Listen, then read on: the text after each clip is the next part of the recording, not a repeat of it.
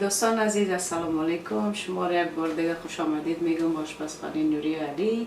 خرسند هستم که بازم در خدمت شما هستم. دعا میکنم روزه و نمازتان قبول باشه و از مرض کرونا به حفظ امان خداوند باشه. که امروز من به نظر دارم که یک مرغ چلاو به شما پخته کنم. دوستان عزیز، به پخته کردن از این غذا ما ضرورت داریم به 1 کیلو برنج سیلک که ما قبلا این 3 ساعت پیش شش وتر کردیم.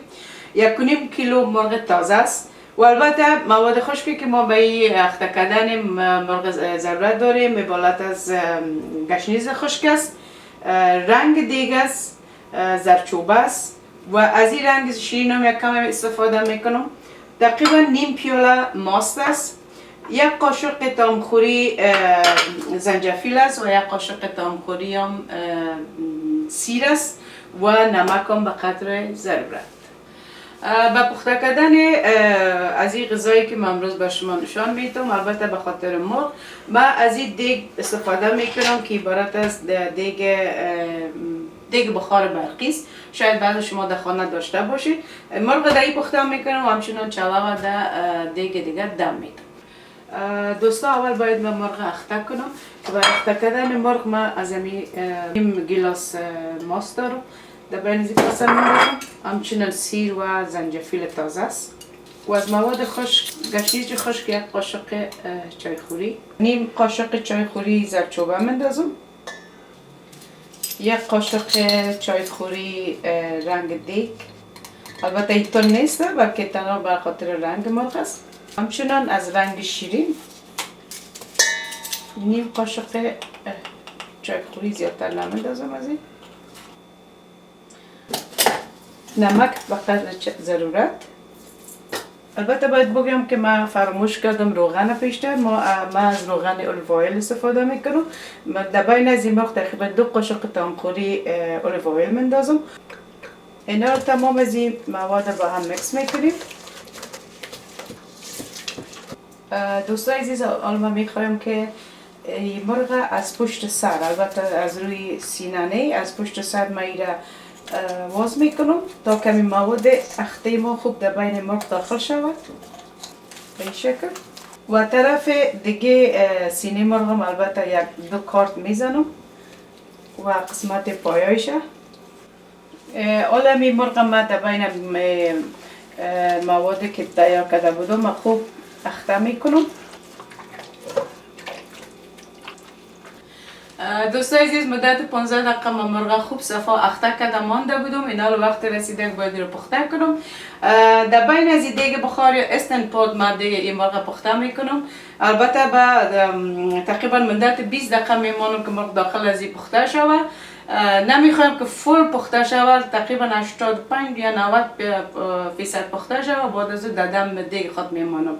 اگر شما فرض نزدیک دیگ در دسترستان نداره، میتونید که مرغ اخته شده را در بین آلومینیوم فویل خوب بسته کنید در داخل داشتان به 350 درجه بر تقریبا مدت 45-50 دقیقه بانید که تا امو 85% پخته شود و بعد از اون در برنجتان بانید. در بین از این دیگ خود اول 1 دانه جالی را ماندیم و این را من میمانم به خاطر که مرغ در داخل از این باید در بین جالی بانم.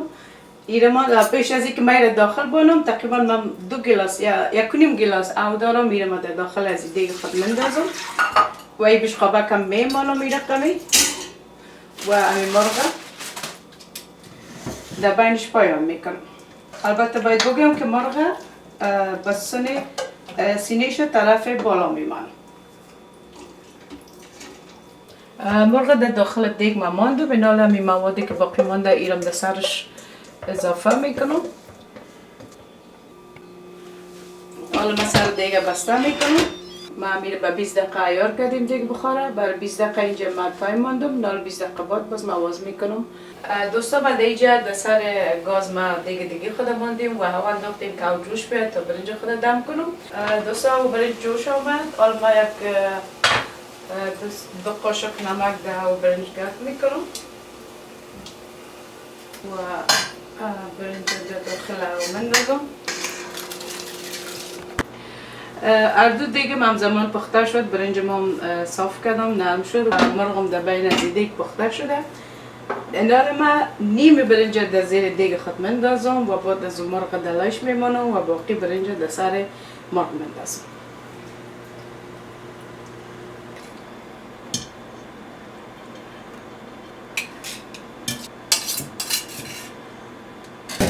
من مرغ کاملا در زیر برنج کردم.